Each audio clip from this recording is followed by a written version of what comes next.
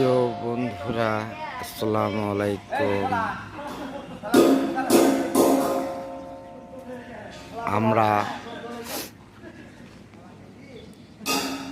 টাঙ্গাইল কারি বাস স্ট্যান্ডের একটি জায়গায় আমাদের কাম চলছে।